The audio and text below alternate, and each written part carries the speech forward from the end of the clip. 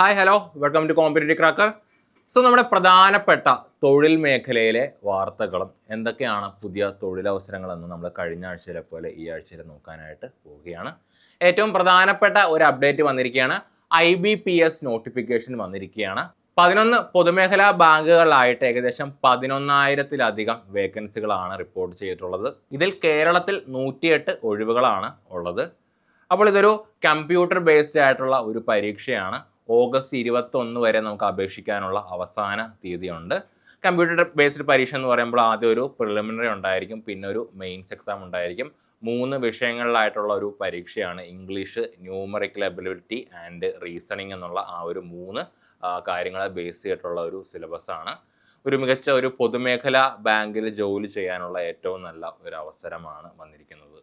October മാസമായിരിക്കും preliminary പരീക്ഷ, അതോടൊപ്പം തന്നെ ഡിസംബർ മാസമായിരിക്കും ഇതിൻ്റെ മെയിൻസ് എക്സാം. മറ്റൊരു പ്രധാന അപ്ഡേറ്റ് വന്നിരിക്കുന്നത് കേരള PSCയിൽ നിന്നാണ്. 56 തസ്തികകളിലേക്കുള്ള വിജ്ഞാപനമാണ് PSC കഴിഞ്ഞ ദിവസം പുറത്തിറക്കിയിരിക്കുന്നത്. പ്രധാനപ്പെട്ട പരീക്ഷകൾ ഏതൊക്കെയാണെന്ന് നോക്കുകയാണെങ്കിൽ കമ്പ്യൂട്ടർ അസിസ്റ്റൻ്റ് ഉണ്ട്, അതോടൊപ്പം തന്നെ പട്ടിക വിഭാഗങ്ങൾക്കുള്ള ടൈപ്പിസ്റ്റ് ഉണ്ട്. സോ ടൈപ്പ് റൈറ്റിംഗ് ഉദ്യോഗാർത്ഥികളെ സംബന്ധിച്ചോളം നല്ലൊരു വാർത്തയാണ്. അതിനോടൊപ്പം തന്നെ ഇതിനോട് സമാനമായിട്ടുള്ള കോൺഫിഡൻഷ്യൽ അസിസ്റ്റൻ്റ് എന്നുള്ള ഒരു പോസ്റ്റിലേക്ക് കൂടി PSC വിജ്ഞാപനം വിളിച്ചിട്ടുണ്ട്. അതോടൊപ്പം തന്നെ ടെക്നിക്കൽ യോഗ്യതയുള്ളവർക്ക്, സിവിലും മെക്കാനിക്ക് യോഗ്യതയുള്ളവരെ സംബന്ധിച്ചോളം ഡ്രാഫ്റ്റ്സ്മാൻ അല്ലെങ്കിൽ സബ് എഞ്ചിനീയർ എന്നുള്ള പോസ്റ്റ് KWയിൽ നിന്ന് വിളിക്കുന്നുണ്ട്. അപ്പോൾ ഈ ഒരു യോഗ്യതയുള്ള എല്ലാവരും അതൊന്ന് അപ്ലൈ ചെയ്യണം. അതോടൊപ്പം തന്നെ കേരള ഫോറസ്റ്റ് ഡിപ്പാർട്ട്മെൻറ്റിൽ വിവിധ ജില്ലകളിലേക്കായിട്ടുള്ള LGS തസ്തികകളിലേക്കുള്ള ഒരു വിജ്ഞാപനം കൂടി PSC കഴിഞ്ഞ ദിവസം പുറത്തിറക്കിയിട്ടുണ്ടായിരുന്നു. അതോടൊപ്പം തന്നെ BCom കോഓപ്പറേഷൻ പഠിച്ചവർക്കും അല്ലെങ്കിൽ HDC JDC പോലെയുള്ള ബിരുദത്തോടൊപ്പം HDC JDC പോലെയുള്ള യോഗ്യതയുള്ളവരെ സംബന്ധിച്ചോളം കേരളത്തിലെ വിവിധ അപ്പെക്സ് സൊസൈറ്റികളിലേക്കുള്ള ജൂനിയർ ക്ലർക്കിൻ്റെ നോട്ടിഫിക്കേഷൻ കൂടി കഴിഞ്ഞ ദിവസം വന്നായിരുന്നു. അപ്പോൾ ഈ ഒരു പരീക്ഷകളുടെ എല്ലാം നോട്ടിഫിക്കേഷൻ്റെ എല്ലാം അവസാന തീയതി എന്ന് പറയുന്നത് ഈ വരുന്ന സെപ്റ്റംബർ മാസം 2-ാം തീയതിയാണ്. അപ്പോൾ ഈ ഒരു നിശ്ചിത യോഗ്യതയുള്ള എല്ലാവരും PSCയുടെ തുളസി എന്ന് പറയുന്ന ആ സൈറ്റ് ഒന്ന് സെർച്ച് ചെയ്യുക. നിങ്ങളുടെ നോട്ടിഫിക്കേഷൻ്റെ ഭാഗത്ത് ഈ ഒരു നോട്ടിഫിക്കേഷനുകളെല്ലാം വന്നിട്ടുണ്ടായിരിക്കും. അപ്പോൾ യോഗ്യതയുള്ള എല്ലാവരും ഇന്ന് തന്നെ പോയി അത് അപ്ലൈ ചെയ്യണം. BPCL അഥവാ ഭാരത് പെട്രോളിയം കോർപ്പറേഷൻ ലിമിറ്റഡിൽ നിന്നാണ് മറ്റൊരു വാർത്ത വന്നിരിക്കുന്നത്. ഏകദേശം 154ഓളം ടെക്നീഷ്യൻ പോസ്റ്റുകളിലേക്കുള്ള ഏകദേശം 154ഓളം ടെക്നീഷ്യൻ ഓപ്പറേറ്റർ പോസ്റ്റുകളിലേക്കുള്ള ഒരു വിജ്ഞാപനമാണ് വന്നിരിക്കുന്നത്. അതിൽ തന്നെ 94 എണ്ണവും കേരളത്തിലെ കൊച്ചിയിലുള്ള BPCL അമ്പലമുകൾ എന്ന് പറയുന്ന ആ ഒരു ബ്രാഞ്ചിലേക്കാണ് വന്നിരിക്കുന്നത്. ഡിപ്ലോമയും അതോടൊപ്പം തന്നെ 1 വർഷത്തെ വർക്ക് എക്സ്പീരിയൻസ് ഉള്ള ആളുകൾക്ക് അപേക്ഷിക്കാം. അവസാന തീയതി എന്ന് പറയുന്നത് ഓഗസ്റ്റ് മാസം 13-ാം തീയതി ആയിരിക്കും. ഒരു കമ്പ്യൂട്ടർ ബേസ്ഡ് ടെസ്റ്റും അതോടൊപ്പം തന്നെ സ്കിൽ ടെസ്റ്റും അതിനുശേഷം ഒരു മെഡിക്കൽ എക്സാമുമാണ് ഈ ഒരു പരീക്ഷയുടെ ഒരു തിരഞ്ഞെടുപ്പ് ഘട്ടമെന്ന് പറയണത്. ഇനി അടുത്തത് എറണാകുളത്തുള്ള കേന്ദ്ര ഗവൺമെൻറ് സ്ഥാപനമായ HOCL അല്ലെങ്കിൽ ഹിന്ദുസ്ഥാൻ ഓർഗാനിക് കെമിക്കൽസ് ലിമിറ്റഡ് എന്ന സ്ഥാപനത്തിലേക്ക് 20 ഒഴിവുകളിലേക്കുള്ള വിജ്ഞാപനം വിളിച്ചിട്ടുണ്ട്. അവിടെ എഞ്ചിനീയർ ടെക്നീഷ്യൻ എന്നുള്ള ആ ഒരു പോസ്റ്റുകളിലേക്കാണ് വിളിച്ചിട്ടുള്ളത്.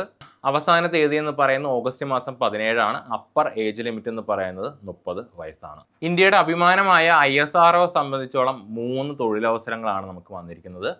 ISROയുടെ URSC എന്ന് പറയുന്ന URS റാവോ സാറ്റലൈറ്റ് സെൻറ്റർ എന്ന് പറയുന്ന ആ ഒരു സ്ഥാപനത്തിലേക്ക് നമുക്ക് ഒഴിവുകൾ വന്നിട്ടുണ്ട്, വിജ്ഞാപനം വന്നിട്ടുണ്ട്. 410 അപ്രന്റീസ് എന്നുള്ള ഒരു പോസ്റ്റ്, അപ്രന്റീസ്ഷിപ്പിനുള്ള അവസരമാണ് URSC അവസരം ഒരുക്കി. ഇനി അടുത്തൊരു വാർത്ത വന്നിരിക്കുന്നത് ISROയിൽ നിന്നാണ്.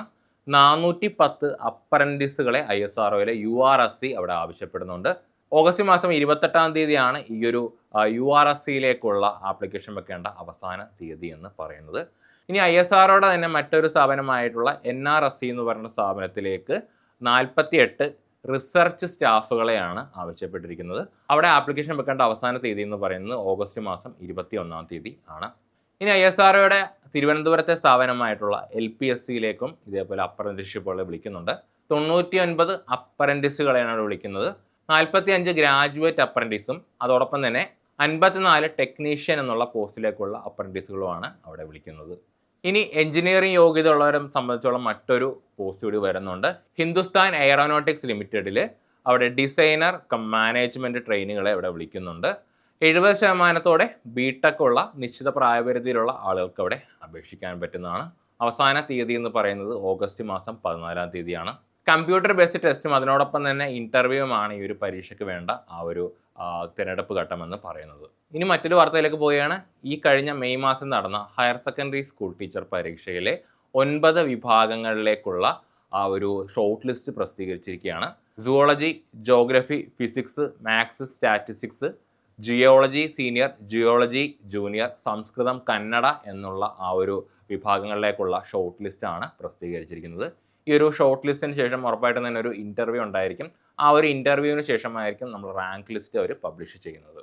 ഇനി ഡിസംബറിൽ നടന്ന ബീറ്റ് ഫോറസ്റ്റ് ഓഫീസർ എക്സാമിനേഷൻ്റെ എൻഡ്യൂറൻസ് പാസ്സായവർക്കുള്ള കായികക്ഷമത പരീക്ഷ വരാനായിട്ട് പോവുകയാണ്. ഈ ഒരു ഓഗസ്റ്റ് മാസം 3-ാം തീയതി തൊട്ടാണ്. ഈ ഒരു ഓഗസ്റ്റ് മാസം 4-ാം തീയതി തൊട്ടാണ് പരീക്ഷ ആരംഭിക്കുന്നത്. കൊല്ലം ജില്ലയിൽ നിന്നാണ് തുടങ്ങുന്നത്. കേരളത്തിലെ ആലപ്പുഴ ഒഴികെയുള്ള ബാക്കി 13 ജില്ലകളിലും ഈ ഒരു കായികക്ഷമത പരീക്ഷ ഉണ്ടായിരിക്കും. 3462 പേരാണ് ഈ ഒരു പരീക്ഷയ്ക്ക് യോഗ്യത നേടിയിരിക്കുന്നത്. ഏകദേശം 7000-നടുത്തോളം പേര് ഇതിൻ്റെ എൻഡ്യൂറൻസ് ടെസ്റ്റിന് പങ്കെടുക്കുകയുണ്ടായി. ഏകദേശം പകുതിയോടടുത്ത സംഖ്യയിലുള്ള ആളുകൾ മാത്രമേ ഫിസിക്കൽ ടെസ്റ്റിന് പോകുന്നുള്ളൂ. ഈ ഒരു ഫിസിക്കൽ ടെസ്റ്റ് പാസ്സായതിനു ശേഷമുള്ള ആളുകളെ ആയിരിക്കും റാങ്ക് ലിസ്റ്റിൽ ഉൾപ്പെടുത്തുക. ഇനി ഈ വരുന്ന ഓഗസ്റ്റ് മാസം 9-ാം തീയതിയാണ് ദേവസ്വം ബോർഡിൻ്റെ പ്യൂൺ പരീക്ഷ നടക്കാനായിട്ട് പോകുന്നത്. 13,000-ലേറെ ആപ്ലിക്കൻസ് ഉള്ള പരീക്ഷ കേരളത്തിലെ 60 കേന്ദ്രങ്ങളിലായിട്ടാണ് നടക്കാനായിട്ട് പോകുന്നത്. അപ്പോൾ ഇതുപോലെയുള്ള തൊഴിൽ മേഖലയിലെ വാർത്തകളൊക്കെ അറിയാനായിട്ട് നമ്മുടെ ചാനൽ ഫോളോ ചെയ്യുക. Thank you from competitive cracker.